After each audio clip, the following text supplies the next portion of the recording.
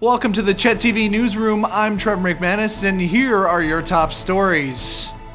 The verdict's in, and yes, we need more information on Site C.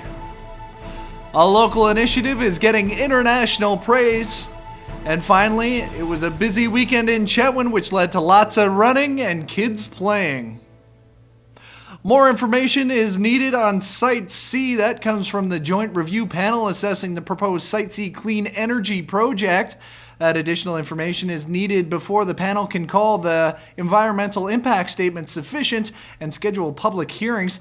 The panel questions how much of the Peace River and Moberly River would be flooded once the upstream covert dams are in place, and what the effect that flooding would have, and further clarification on what would happen should the other dams in the area fail. A further assessment of the effects on fish and fish habitats is also requested, as well as identifying what existing houses and buildings would be impacted by shoreline protection measures and how residents would be relocated.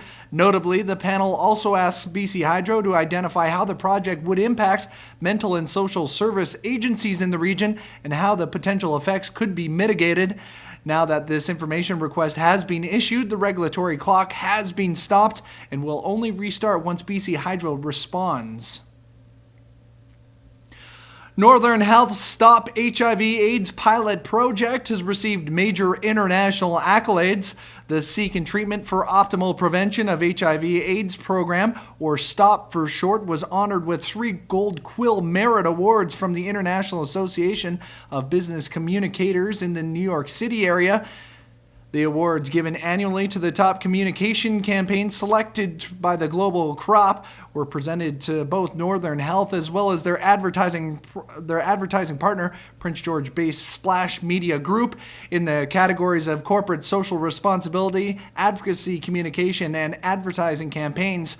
The pilot project put into effect in 2010 in both the northern BC and Vancouver's downtown east side has had major success, with the campaign leading to an increase in HIV testing of over 1,800 people in northern BC in 2012 alone. The success of the project has prompted the province of BC to announce a province-wide expansion implementing the program's practice in all BC health authorities. The provincial government has announced its plans to hold consultation processes for the upcoming 2014 budget. Peace Region residents will have the opportunity to make their voices heard as well, with consultation sessions being held in both Dawson Creek and Fort St. John. Dawson Creek's will be held on October 7th, while Fort St. John's will take place on the 16th. Province-wide session will start once the Minister of Finance releases the Budget 2013 consultation paper. This year, the consultation process will include 17 public hearings in various BC communities, as well as a video conference session for an additional 4 locations, including Fort St. John. Public is encouraged to provide input on the issues by attending the public hearings, sending a written submission, or responding to an online survey. The deadline for public input is October 16. The committee will release their reports by mid-November. It looked like September traded places with August this past Sunday, which left a warm, tough race ahead for the racers of the Chetwynd Annual Half Marathon. Congratulations to winner Gilles Delmay.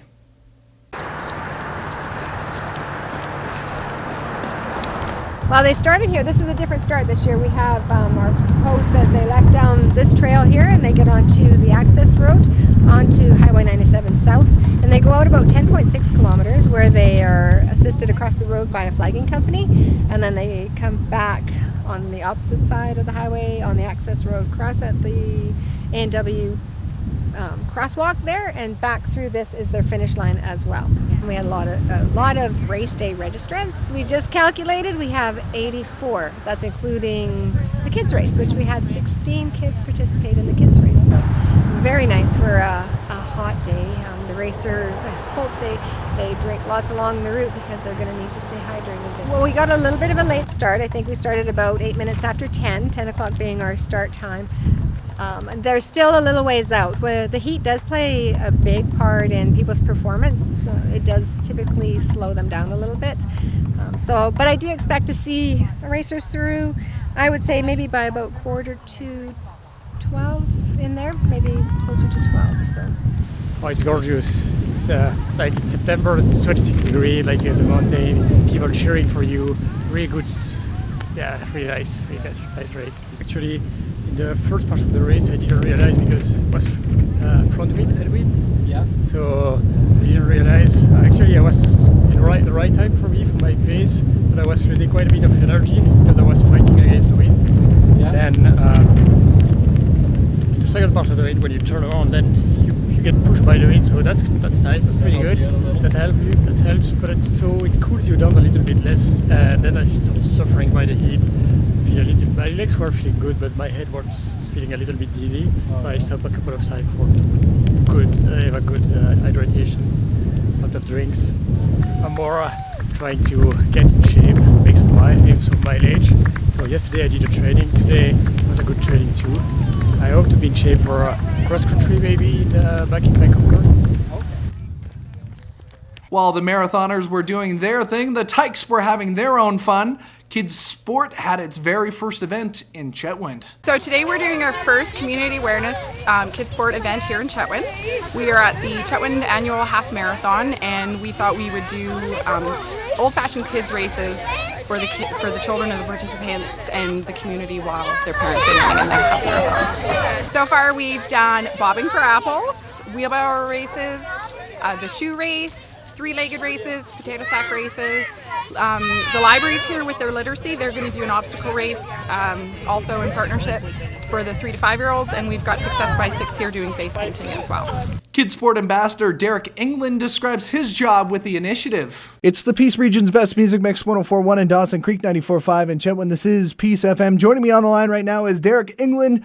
You must know him by now. He's the defenseman of the Pittsburgh Penguins. Derek, thank you so much for joining me today. No problem. We'll jump right into it here. It was announced late yesterday that Kidsport will be opening up a Chetwynd chapter. When did you get involved in the process? Probably about a month ago. I was asked about it, and my mom brought down some information when she came down to visit, and me and my wife talked it over and stuff.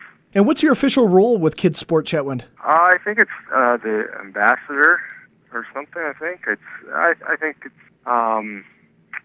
just to try to do whatever I can to help raise money and help the kids out that need a little extra help. It's always nice to see people remembering their roots. Stay tuned. Joe has your 5-day weather forecast coming up next. For producer Anderson inside the Chet TV newsroom, I'm Trev McManus.